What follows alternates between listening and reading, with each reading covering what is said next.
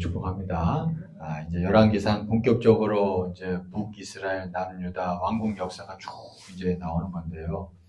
이제 여로보암 왕이 북이스라엘 여로보암 왕일 때에 지금 남쪽 유다에서는 아비암이라는 사람이 왕이 되었다 그래요. 근데 아비암이 3절에 보니까 조상 다윗과 같이 신앙생활 안 했다 그러죠.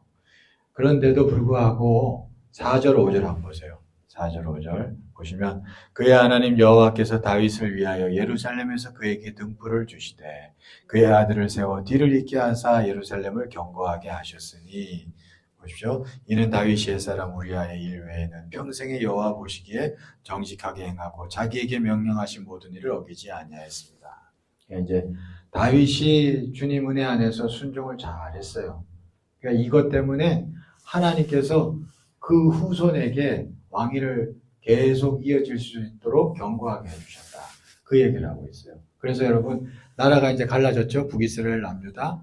근데도 이 남유다는 다윗의 순종 하나 때문에 그 일평생 이게 왕조가 쭉 이어집니다. 쭉 이어져요. 반란이 없어요. 근데 그에 반해서 북이스라엘은 반란이 제가 지금 정확한 횟수는 지금 정확하게 모르겠습니다. 한 9번. 반란이 한 9번 정도 일어납니다. 정확한 걸 한번 찾아봐야 될 것 같아요. 그 이상인지. 그러니까 엄청난 혼란이 북이스라엘이에요. 여러분 이게 한 사람이 때로는 힘들고 어렵지만 인생이라는 게 또 순종하는 게 쉽지 않지만 그러나 정말 십자가에 자기를 못 박으며 순종하잖아요. 순종하면 그게 피를 타고 내려간다라는 게 이게 참 분명한 성경의 가르침입니다. 그러니까 누구 하나 순종하는 사람이 집안에 있어야 돼요. 여러분 믿습니까? 저와 여러분들이 그런 자 되길 축원합니다. 너무 부담스러워하지 마세요. 하나님께서 은혜 주시는 줄 믿습니다.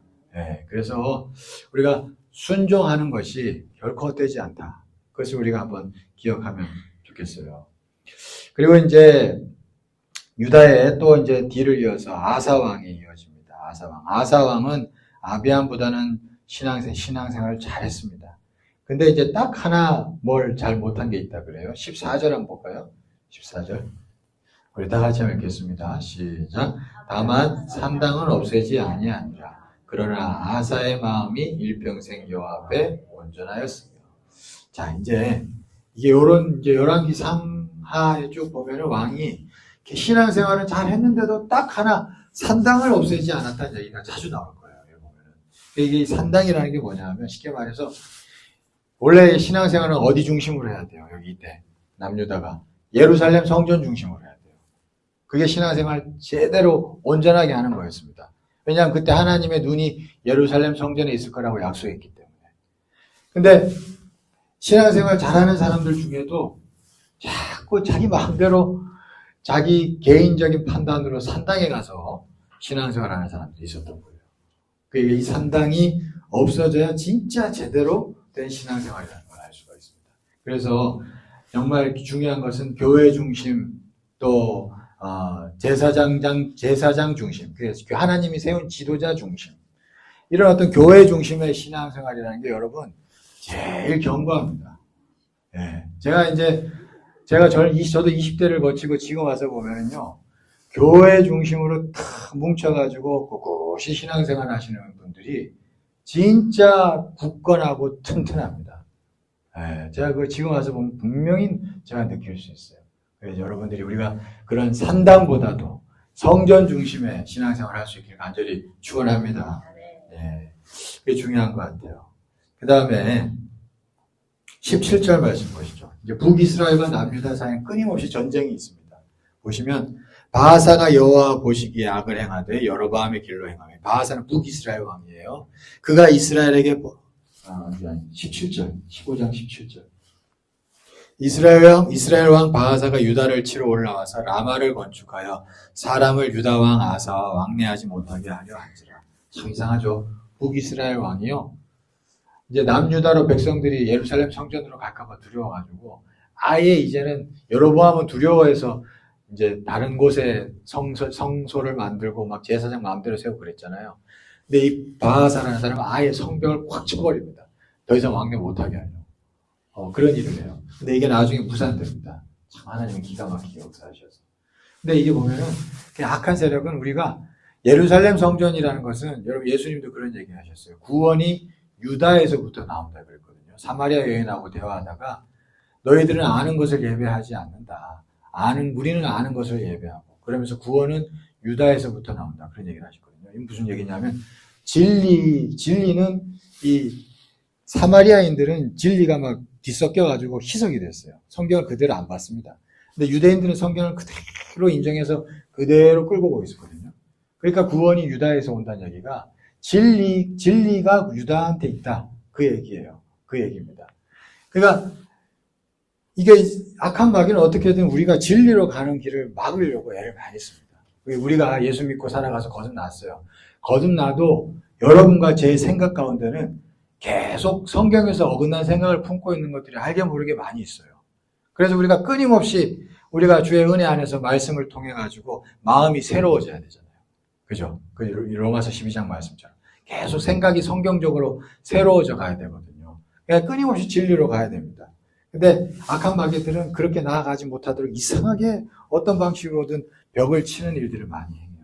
우리가 항상 그것을 깨닫고 뭔가 내가 말씀 가까이 가려 하고 정말 성전 중심으로 가려 하고 그렇게 할 때 뭔가 방해되는 것들이 항상 있을 때 깨닫고 항상 물리치고 더 주께로 가려 하고 말씀으로 가려 하고 그런 자 돼야 할 줄 믿습니다. 희한하게 이렇게 벽을 쳐요. 벽을 치는 사람들이 있다는 것을 우리가 알 수가 있습니다. 그 다음에 자 26절 27절 보시죠. 이게 이제 북이스라엘의 모반이 일어나는 걸 한번 보십시오.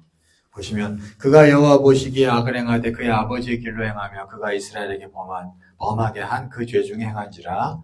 이에 이사갈 족속 아야의 아들 바하사가 그를 모반하여 블레셋 사람에게 속한 기프돈에서 그를 죽였으니 이는 나답과 온 이스라엘이 기프돈을 에워싸고 있었습니다. 그러니까 여로보암 아들이 왕이 됐는데 얼마 있지 않아서 바하사라는 사람이 모반해가지고 아들을 죽이고 여로보암 계보가 다 몰살당하고 왕이 바뀌게 되는 것을 볼 수가 있습니다.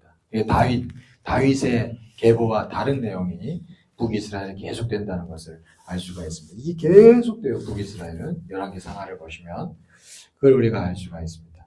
그 다음에 이제 17장으로 넘어가시면 34절 한번 보시죠. 16장 34절 16장 34절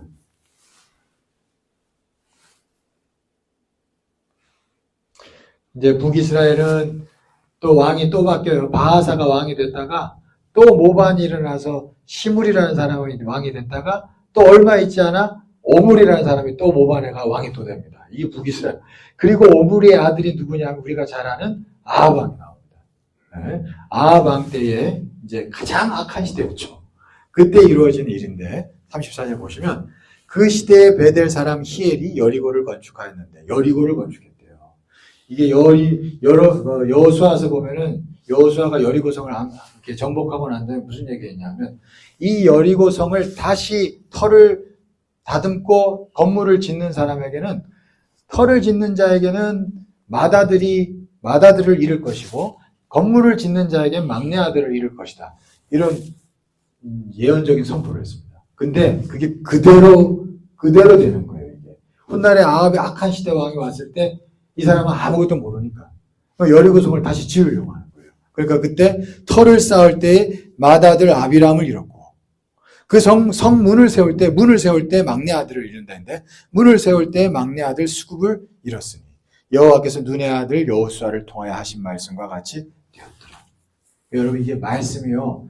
말씀대로 되는 줄 믿습니다. 사람이 볼 때는 아닌 것 같은데 한 것 같은데 나중에 지내놓고 보면 말씀대로 되는 거예요.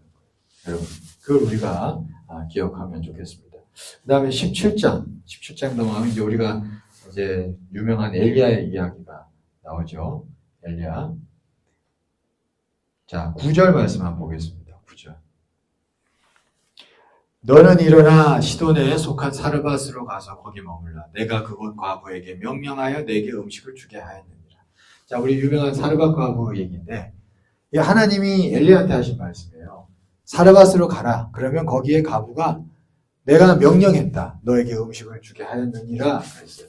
그리고 나서 여러분 알다시피 여인이 정말로 아들하고 먹고 죽자 했던 거를 바치잖아요. 그죠? 바치죠. 근데 이게 사르밧 과부의 순종이었습니다. 근데 그 전에 뭐가 있었다는 거예요? 하나님의 명령이 있었대요. 그 여러분, 이게 사람이 순종하는 게 하나님께서 먼저 그 배후에서 명령하신 게 있어요. 그러니까 진짜 순종할 자가 순종하는 겁니다. 네. 그러니까 제가 여러분들한테 어떤 말씀을 해서 제가 여러분들에게 이 말씀을 여러분 순종해야 된다고 생각하면서 막 던지죠. 그럼 순종 안 해요, 사람들이잖아요. 이게 근데 그 가운데서 순종할 자는 순종하는 거예요. 그게 뭐예요? 하나님이 명령한 자에게 순종이 이루어져요. 그러니까 목사도 순종하라 메시지를 선포할 때 여러분들을 보면서 하는 게 아니에요. 그렇게 하면 안 돼요. 그럼 저도 시험 듭니다. 저도 그렇게 안 하려고 합니다. 왜? 그저 그 가운데 순종할 자가 하는 거고 여기 없으면 다른 데 할 자가 하는 거고 그런 거예요. 왜? 하나님이 명령한 자가 순종하는 겁니다. 이게 하나님 성경이 호미합니다. 그죠? 그러니까 우리가 이런 모든 게 결국 하나님의 주권하에서 이루어져요. 우리가 이런 신앙이 필요합니다. 그래서 우리가 신앙생활할 때 그래서 저나 여러분들이나 신앙생활 서로 위하고 서로 하면서도 사람을 보면서 하면 안 되는 거죠. 여러분 아멘이시죠? 아멘. 그렇게 할 때 우리가 서로 진짜 신앙 안에서 승리하게 되는 줄 믿습니다. 그 신앙생활은 진짜 중요한 건 사람 보고 하는 거 아니에요. 저도 여러분도 그죠? 하나님 보고 해야 할 줄 믿습니다. 예, 우리가 그렇게 할 때 진짜 서로 시험에 들지 않고 서로 승리하는 거예요. 우리가 그런 교회 될 수 있기를 축원합니다. 이게 참 귀한 말씀입니다. 하나님이 먼저 명령하신 거예요. 그래서 사르밧 과부 그가 한 것 같지만 하나님이 하게 하신 자가 하는 거였어요. 예, 그걸 우리가 알 수가 있습니다. 이 말씀을 통해서. 그 다음에 이제 이 여인이 이제 그 가뭄 때 위기를 피하고 난 다음에 은혜를 입었죠. 그리고 또 아들이 죽어요. 아들이 죽습니다. 아들이 죽고 난 다음에 뭐라 하냐니까 17장 18절 말씀 보세요. 여인이 엘리야에게 이르되 하나님의 사람이여 당신이 나와 더불어 무슨 상관이 있기로 내 죄를 생각나게 하고 또 내 아들을 죽게 하려고 내게 오셨나이까. 근데 엘리야가 죽인 거 아니잖아요. 그죠? 엘리야가 죽인 거 아닌데 엘리야한테 원망이 갑니다. 이게 사람이 이상하죠. 처음 은혜 받았을 때 한 번 은혜 받고 두 번째 나쁜 일이 있으니까 이런 반응이 나오잖아요. 근데 다행히 하나님의 은혜가 한 번 더 임하게 되었습니다. 그리고 난 다음에 24절 한번 보시죠. 24절. 여인이 엘리야에게 이르되 내가 이제야 당신은 하나님의 사람이시요 당신의 입에 있는 여호와의 말씀이 진실한 줄 아노라 하니라. 그랬어요. 여러분 사람은 은혜를 한 번 받아 안 됩니다. 그래서 은혜를 두 번, 세 번, 네 번 받아야 하는 줄 믿습니다. 그래야지 이게 뭐가 온전해져요. 저나 여러분이. 그래서 여러분 한 번 은혜 받았다고 이제 됐다. 그리고 그냥 그렇게 하면 안 돼요. 아직 최상의 것은 오지 않은 줄 믿습니다. 그래서 우리는 계속 은혜 받아야 돼요. 은혜 위에 은혜로라. 아멘이시죠? 네, 우리가 은혜 위에 은혜가 될 수 있길 축원합니다. 그래서 만족하지 말고 계속 새로운 은혜를 받기 위해 걸어가는 우리 주의 백성들 될 수 있길 간절히 축원합니다. 그 다음에 18장 넘어가면 이제 엘리야가 그 유명한 바알 선지자하고 싸우는 얘기가 나오죠. 근데 그 전에 보면은 3절, 18장 3절부터 3절, 4절 한번 보시죠. 오바댜라는 사람 얘기가 나오죠. 보시면 왕국 맡은 자 오바댜를 불렀으니 이 오바댜는 여호와를 지극히 경외하는 자라. 4절. 이세벨이 여호와의 선지자들을 멸할 때 오바댜가 선지자 100명을 가지고 50명씩 굴에 숨기고 떡과 물을 먹였더라. 참 귀한 사람입니다. 어떻게 보면 엘리야는 자기 혼자 바알을 숭배하는 그 세상과 싸우는 것 같았는데 그 안에서도 이런 사람이 있었어요. 이 사람은 아합 밑에 신하였습니다. 근데 잘 보세요. 그러니까 아합 밑에 신하였기 때문에 신앙생활을 어떻게 보면 용기 있게는 못했어요. 자기 마음속을 숨기면서 그냥 그렇게 살았습니다. 그러면서도 뒤에서 몰래 선지자들을 먹였다 그러죠. 네? 여러분 이런 사람도 필요합니다. 엘리야만 있어서 될 게 아니에요. 때로는 좀 용기가 부족하고 좀 이렇게 겉으로 드러날 만큼 담대하지도 못하고 뭐 그래도 그 주어진 자리에서 충실하며 그냥 조용조용히 뒤에서 하나님의 일을 해나가는 사람들 필요합니다. 이런 사람들이 있었기 때문에 그래도 이때 북이스라엘이 그 악한 왕이 있어도 무너지지 않고 유지된 줄 믿습니다. 바알에게 무릎 꿇지 않은 자 7,000명이 있어요. 그 중에 한 명입니다. 오바댜가. 여러분 그래서 우리가 어떤 때는 막 옛날에 일제시대 때도 그랬잖아요. 독립운동한 사람들이 있었지만 안 한 사람들이 대부분이었어요. 근데 그 안 한 사람들 독립운동 안 했다고 욕할 수 있어요. 그러면 안 됩니다. 그렇죠? 근데 이게 어느 순간 가서 그런 분위기가 될 때도 있어요. 그거 아니에요. 그거 아닙니다. 그 조용히 숨어서도 나라를 사랑했고 또 교회를 위했던 사람들이 있었어요. 많았습니다. 네. 그 수준에서 그렇게 움직였을 것 뿐이지. 그러니까 독립운동한 사람도 치하해야겠지만 그렇지 못한 사람들도 함부로 정지해서는 안 돼요. 그때 당시를. 그럴 수밖에 없었던 시대가 있기 때문에 이런 걸 알 수가 있습니다. 네. 다 의미가 있다. 그래서 함부로 판단할 수 없다라는 것을 또 우리가 알 수가 있겠습니다. 그 다음에 이제 18장 17절, 16절, 17절 보시죠. 이제 아합과 엘리야가 드디어 만났습니다. 만나는데 오바댜가 가서 아합을 만나 그에게 말하며 아합이 엘리야를 만나러 가다가 엘리야를 볼 때 아합이 그에게 이르되 이스라엘을 괴롭히는 자여 너냐. 이게 그러니까 사람이 저기를 몰라요. 엘리야가 이스라엘을 괴롭힌대요. 말도 안 되죠. 그죠? 이스라엘을 괴롭히는 자는 아합 자기인데. 그 다음 18절 보십시오. 그러니까 그가 대답하되 내가 이스라엘을 괴롭게 한 것이 아니라 당신과 당신의 아버지의 집이 괴롭게 하였으니 이는 여호와의 명령을 보냈고 당신이 바알들을 따랐습니다. 여러분 이게 죄에 깊이 빠지면 그 영적으로 무지해지는 걸 알 수가 있어요. 이게 무지해집니다. 무지해져요. 자기는 똑똑한 줄 아는데 실제적으로는 무지한 거예요. 그렇기 때문에 이게 죄에 점점 빠져서 이게 나중에 어려움 당하는 겁니다. 여러분 영적으로 늘 깨어있고 지혜가 있는 복된 자 되길 축원합니다. 자기를 알아야 되는데 자기를 몰라요. 이게 얼마나 안타깝습니까? 그죠? 네. 그 다음에 21절도 한번 보겠습니다. 21절. 엘리야가 모든 백성에게 가까이 나아가 이르되 너희가 어느 때까지 둘 사이에서 머뭇하려느냐. 이 백성들한테 얘기한 거죠. 머뭇하려느냐. 여호와가 만일 하나님이면 그를 따르고 바알이 만일 하나님이면 그를 따를지니라 하니 백성이 말 한마디도 대답하지 않았죠. 이게 머뭇하는 게 좋은 게 아닙니다. 그러니까 이 백성들이 그때 당시 머뭇하니까 대부분 바알 숭배로 흘러갔어요. 하나님을 믿고 섬기는 건 선명한 일인 줄 믿습니다. 이 백성들이 이때 당시 선명했던 사람들은 바알에게 무릎 꿇지 않는 7,000명이 됐는데 이게 그렇지 않았던 사람들은 이게 바알 숭배에 빠졌다라는 것도 우리가 알 수가 있습니다. 진리는 선명한 것입니다. 자, 그 다음에 네, 이제 41절, 18장 41절도 한번 보겠습니다.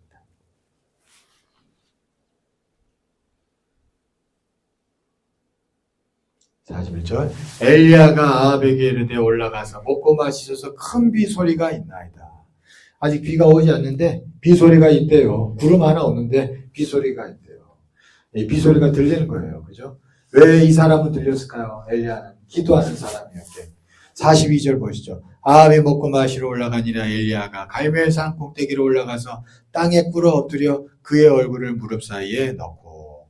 기도할 때 비소리가 들릴 줄 믿습니다. 아무도 보지 못하는 걸 보고 들을 수 있어요. 그래서 소망을 품고 기도 더 중보자로 살아갈 수 있습니다. 43절. 그의 사환에게 이르되 올라가 바다 쪽을 바라보라. 그가 올라가 바라보고 말하되 아무것도 없나이다. 없어요. 이르되 7번까지 다시 가라.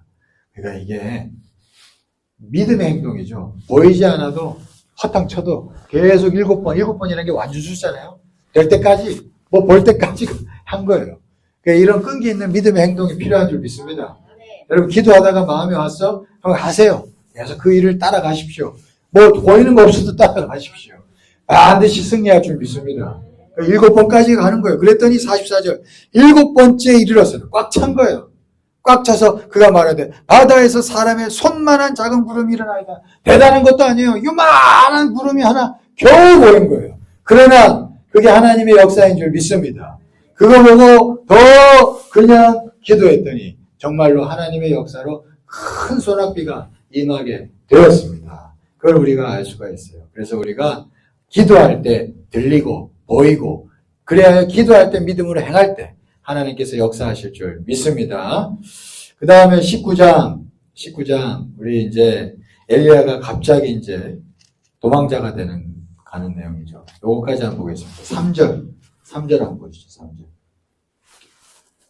자, 그가 엘리야가 이 형편을 보고, 그러니까 이세벨이 내가 너 죽이겠다. 야, 엘리야를 잡아서 죽여라. 막 이렇게 막 움직이는 형편을 엘리야가 보고 일어나 자기의 생명을 위해 도망하여 유다에 속한 부엘세바에 이르러 자기의 사환을 그곳에 머물게 하고. 그러니까 이제 여러분 뭘 보느냐가 참 중요합니다. 다윗이 여유롭게 다니다가 저기 위에 밧세바가 목욕하는 거 보고 확 빠져버린 거예요. 그죠?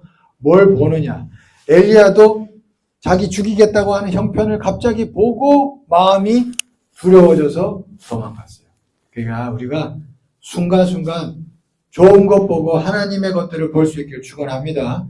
그래서 여러분 이게 나쁜 것 또는 부정적인 것 볼 때 빨리 털어버리고 주의 보혈로 덮어주소서 하고 악한 것들 떠나갈지어다.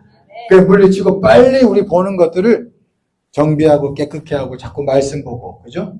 우리가 그렇게 해야 할 줄 믿습니다. 저와 여러분들이 내 마음의 시각을 늘 주님 안에서 지켜나갈 수 있길 축원합니다.